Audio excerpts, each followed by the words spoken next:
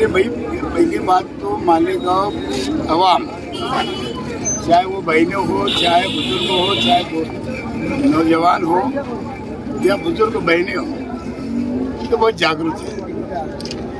और ये आज पहला मोर्चा था हमारा जो एक्स्ट्रा अतिरिक्त इन्हें घरपट्टी के अलावा 600 रुपये जायद अभी कारपोरेशन पूरे शहर वासियों के ऊपर लादने वाली है। उसके विरोध में हमने आज का राष्ट्रवादी कांग्रेस पार्टी की जानिब से ये मोर्चा निकाला गया था और वही विरोध हमने यहाँ आकर के जताया और पूरे शहर के लोगों को अब इस माध्यम से आप लोगों के जरिए, अखबारों के जरिए ये बात की पूरी चर्चा हो जाएगी। अब ये सिर्फ मालेगांव के लिए नहीं है, पूरे महाराष्ट्र भर के लिए है।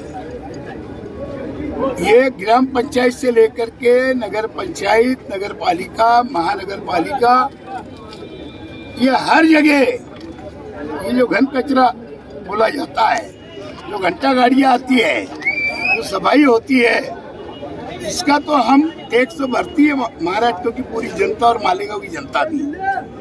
लेकिन ये एक्स्ट्रा 600 रुपया हमारे ऊपर लादा जा रहा है और इसी का विरोध हम कर रहे हैं।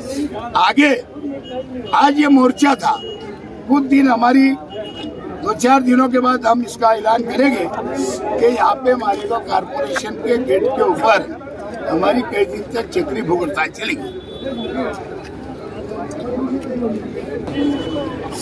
ये मालेगांव वाले समझ रहे थे कि हम राजकारण कर रहे हैं, लेकिन असल में पूरे महाराष्ट्र का विषय है।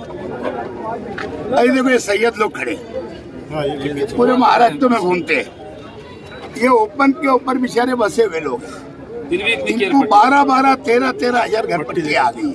कहाँ से भरेंगे वो? भटकता समाज है, खाली झोपड़ी लगा के रहते हो। बता दो, 12-12, 15-15 हजार रुपए आ गए, कहाँ से बता दो।